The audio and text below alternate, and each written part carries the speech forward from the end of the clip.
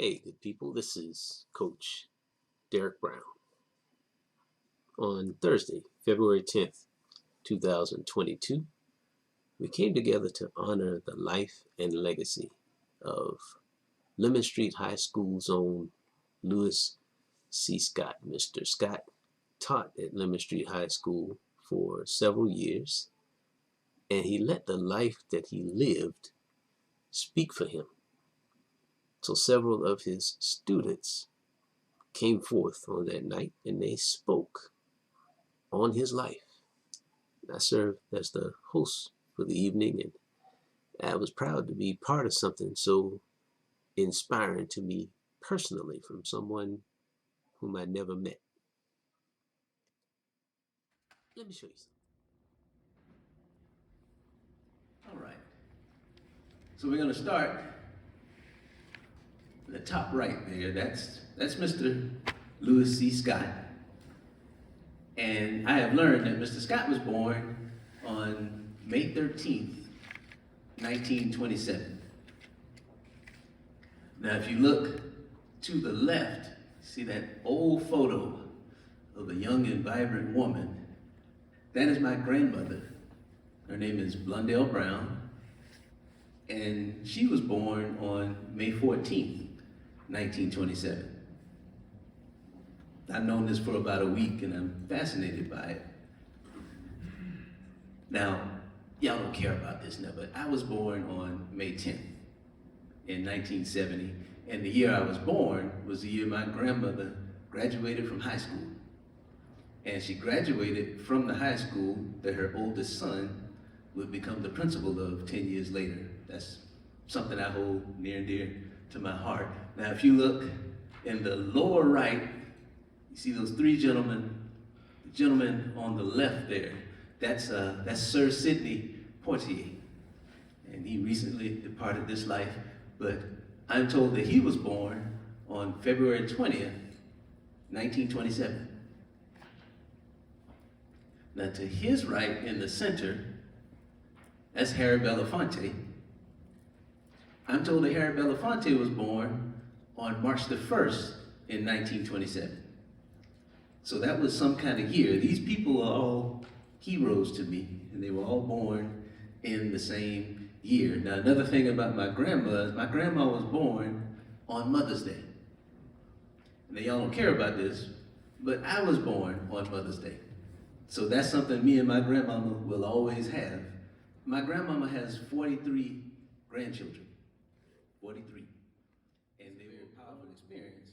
And then when my grandmother walks in, we all stand up like the president just walked in, because we all know we came from her. And that's her life story. No words necessary, right? So what I know about Mr. Scott is, I know Mr. Scott didn't have children, but he did.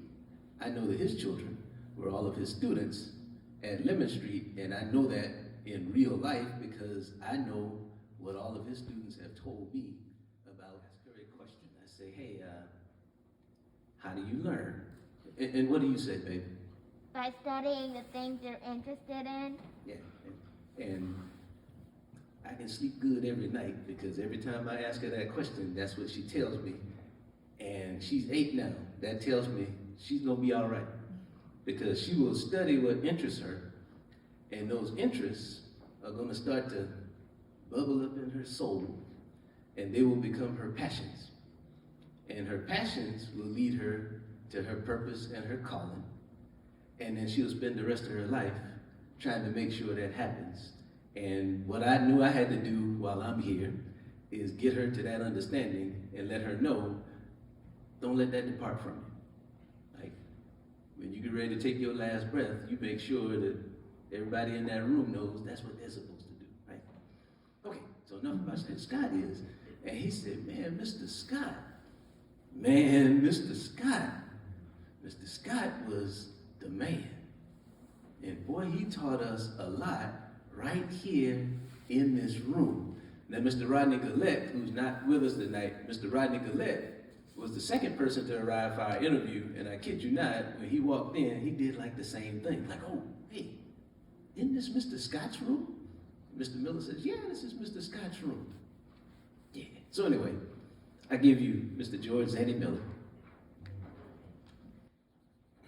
Good evening. Before I say anything about Mr. Scott, I can take this off, right? While I'm talking, I'll pull it down. Before I say anything about Mr. Scott tonight, I'd like to first of all say something. We at Lemon Street lost another teacher a couple of days ago, Mr. Lewis Walker. Now, Mr. Walker was not at Lemon Street when I don't think any of us was under Mr. Walker. You were? Okay. But he taught at Lemon Street a couple of years, and then he came to Marietta High. But Mr. Walker has been a stand-up in the community. I know those of you from Zion know him. I think he was instrumental in getting the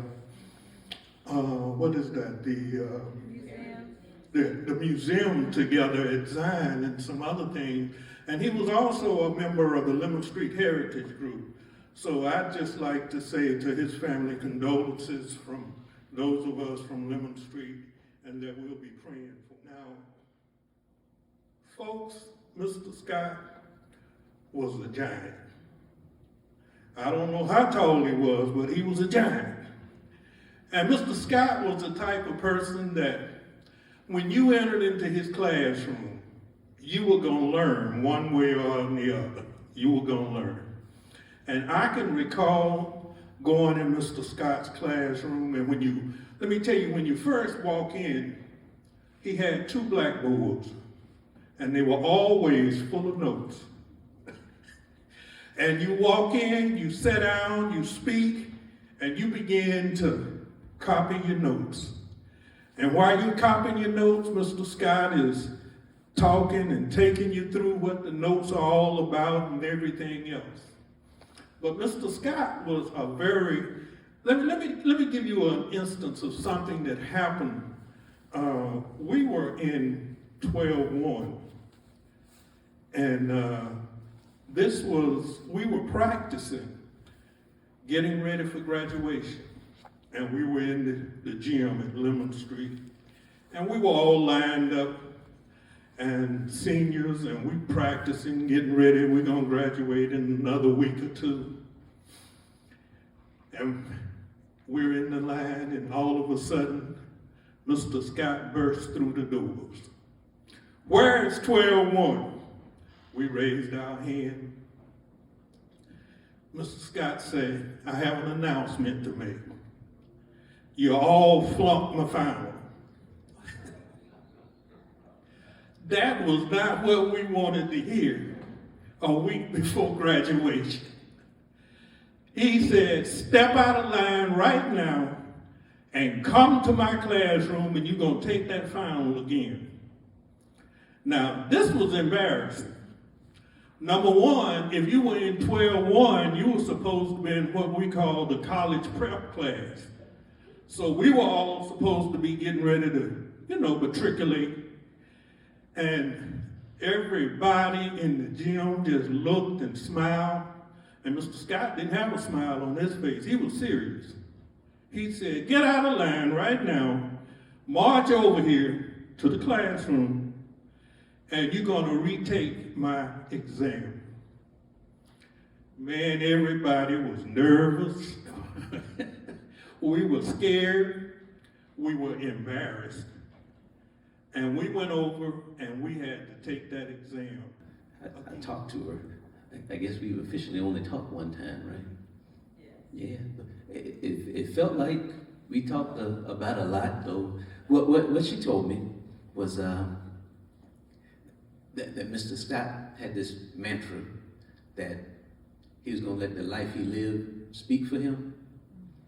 And when she said that, like, time kind of stopped for me, and I just heard it echo for a long time. I don't know if you could tell, but I just went down this rabbit trail of, man, she just said something very powerful to me.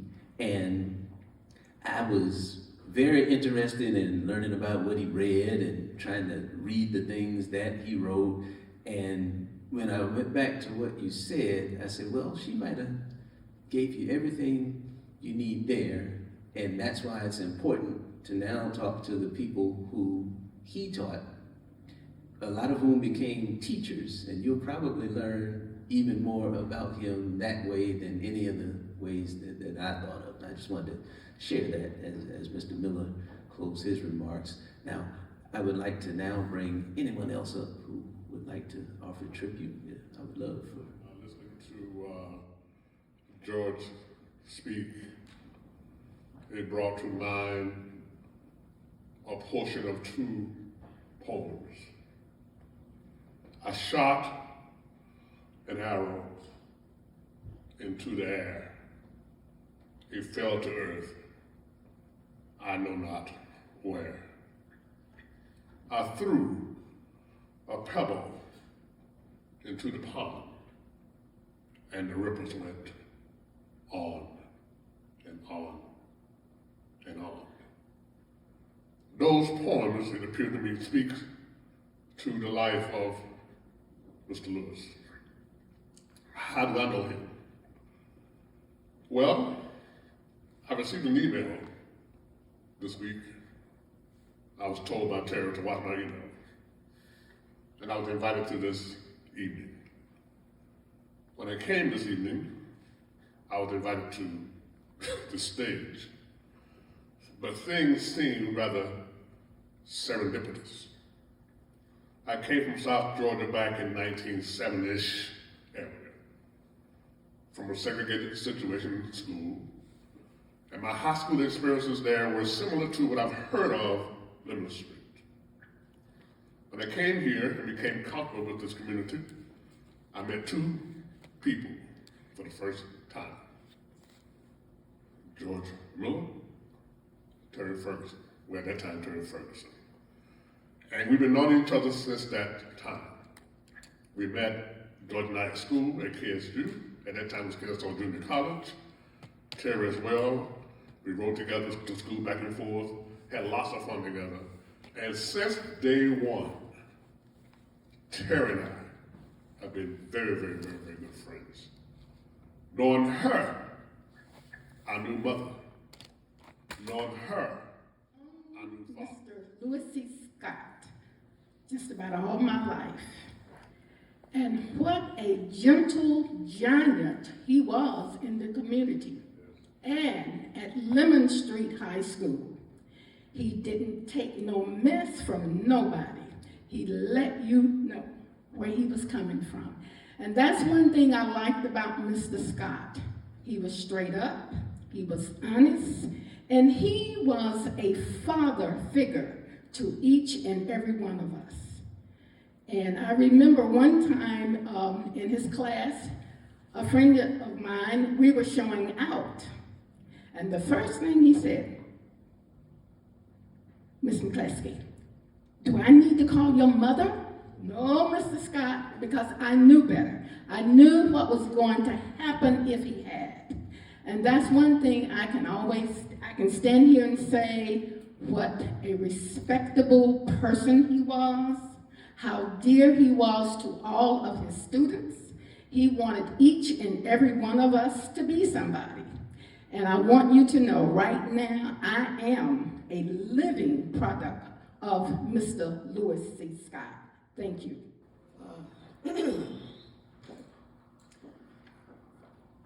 My name is Terry Ferguson Arnold. I am the niece of Lewis Scott. And I really can't speak to Uncle Lewis as a teacher because of the majority of his nieces and nephews. He didn't teach me. I did not have the pleasure of being one of his students in his classroom, that is. But I was one of his students. All of his nieces and nephews were his students. Uncle Lewis was like a second father to all of us. My mother, Clara Scott Ferguson, was his only sister. And the two of them were very, very close. In fact, they graduated from high school the same year. I think they were the class of 1947. Uncle Lewis, and I'm not sure about all the details, but Uncle Lewis went to the Navy at some point out of high school, and he came back, but then finished his senior year with my mother. So they both graduated from Ferguson High School in 1947.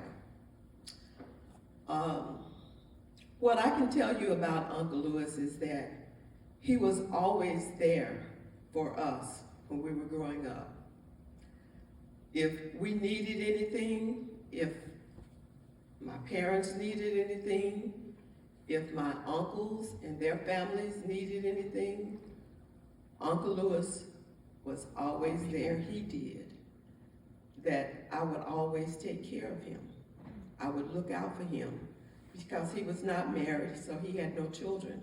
He only had his nieces and nephews. And so, of course, my parents passed away first, which left Uncle Lewis. And at that time, Uncle Lewis was living independently. When my parents passed away, Uncle Lewis was 92 years old.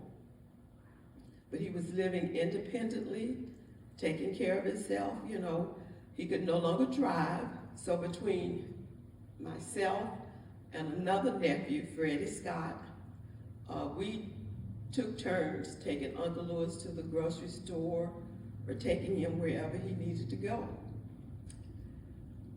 Well, shortly after my parents passed away, Uncle Lewis decided that he was kind of tired of cooking and trying to keep his apartment clean. So he said, Terry, I think I would like to move into the assisted living facility where Charles and Clara were. He said, why don't you check into that for me? And so I did. And so I made the arrangements, and in November of 2020, Uncle Lewis moved into an assisted living facility.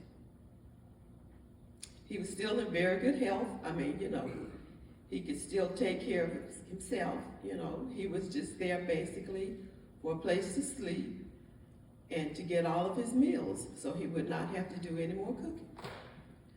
So, you know, I spent a lot of time with him because I would take him to his doctor's appointments. By that time, service. Uncle Lewis passed away June 17th of 2021. He lived to be 94 years of age. So I would just like to share with you the things that I said about Uncle Lewis on his special day. Let the life I lived speak for me. These are the words spoken to me by Uncle Lewis when we sat down to plan his homegoing service. As we continued to talk about things, I casually said to him, you know that so many people will want to get up and say remarks at your funeral. He said very adamantly, no, I do not want any remarks at my funeral.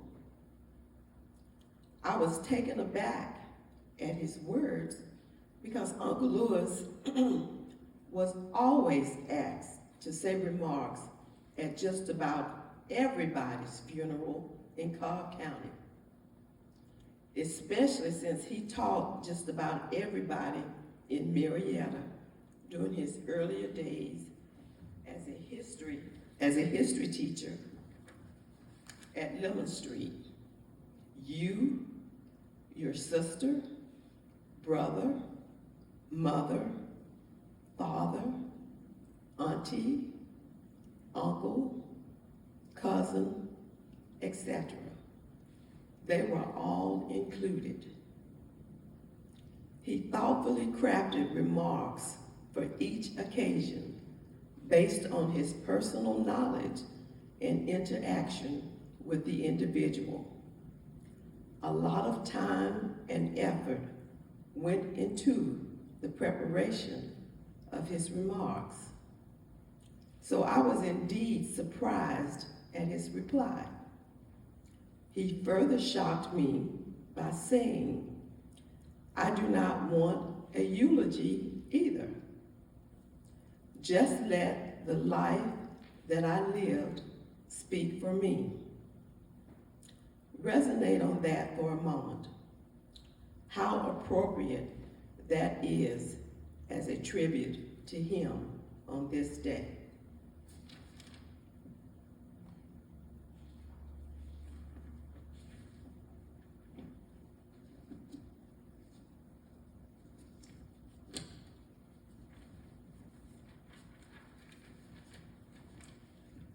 When you really think about it, especially those of you who were close to him, this is the essence of who he really was and all that he stood for.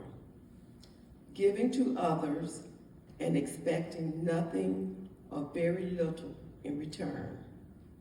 One of his favorite expressions was, "It's better to give than to receive." He was a humble man, lived a modest life, and practiced daily truth, honor, and service to others. He viewed life pragmatically, dealing with things sensibly and realistically, not wanting or needing much for self, but always willing to assist others where and when needed.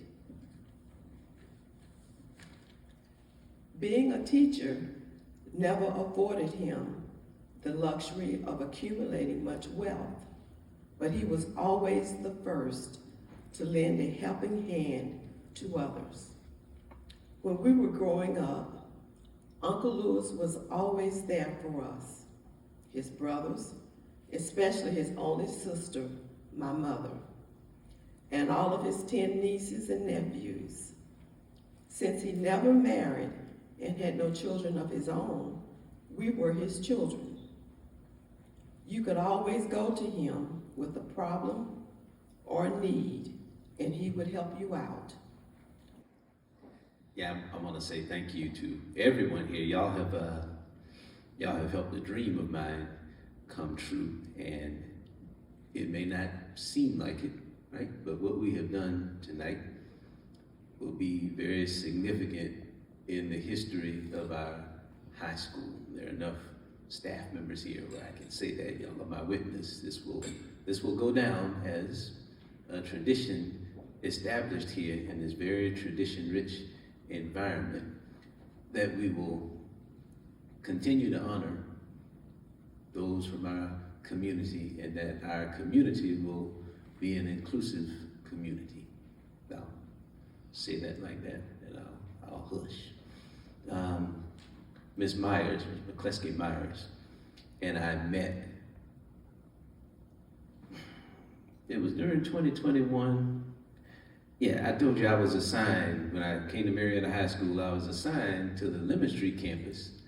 And I said to myself, now that's a trip. I wonder if they know who they're sending over to Lemon Street. My mother,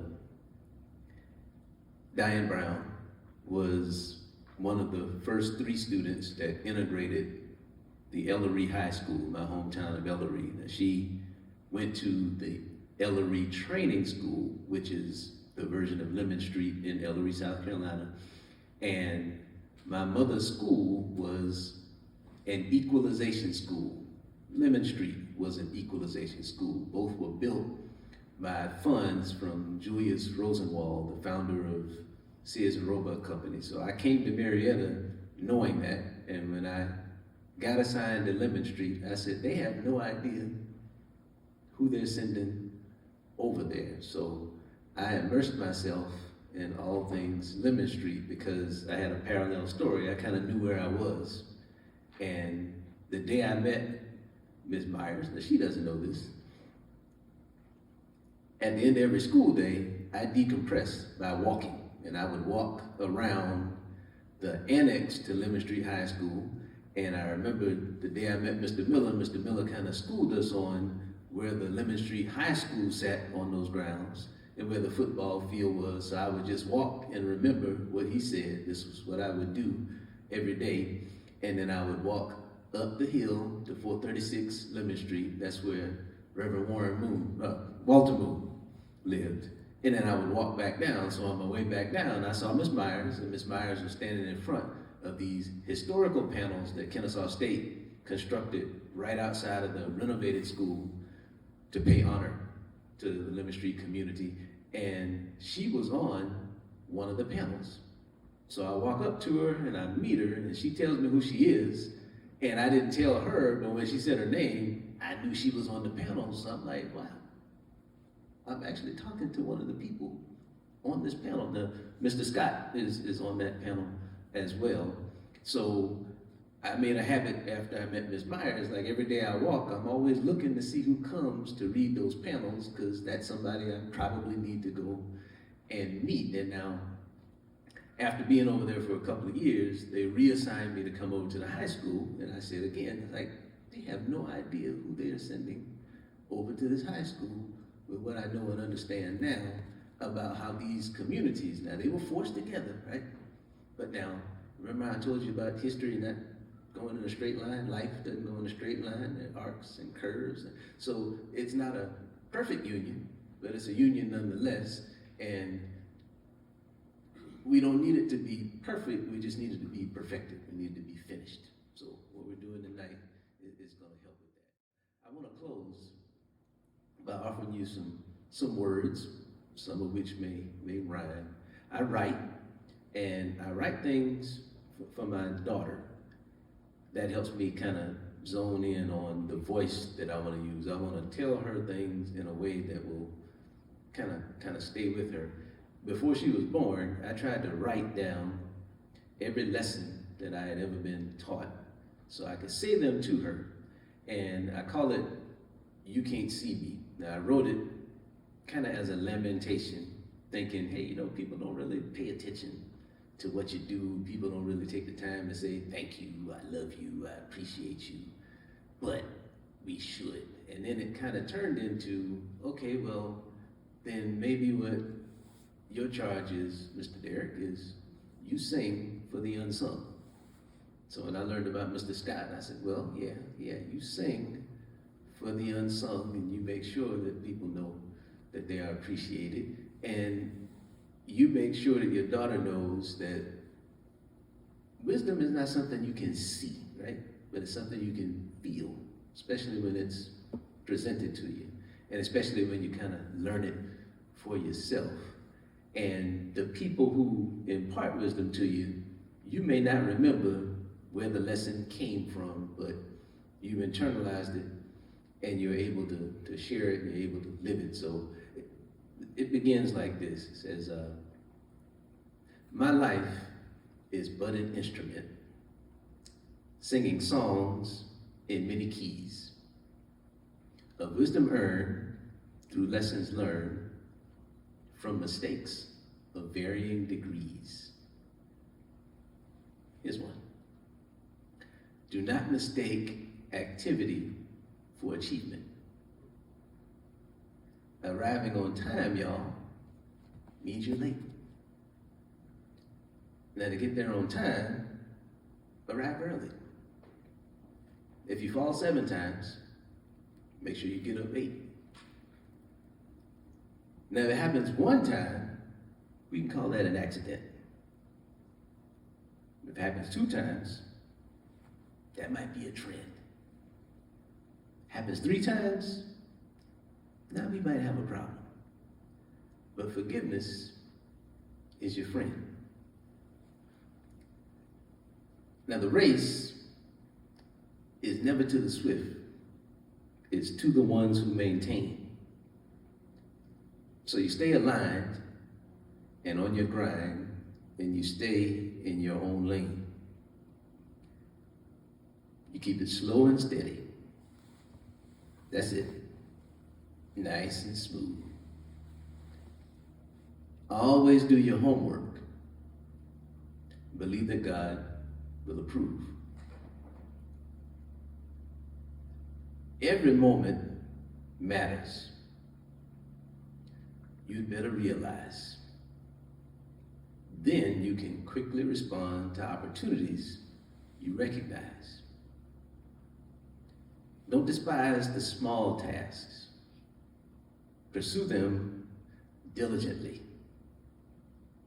Passion and purpose are often discovered through acts of ministry.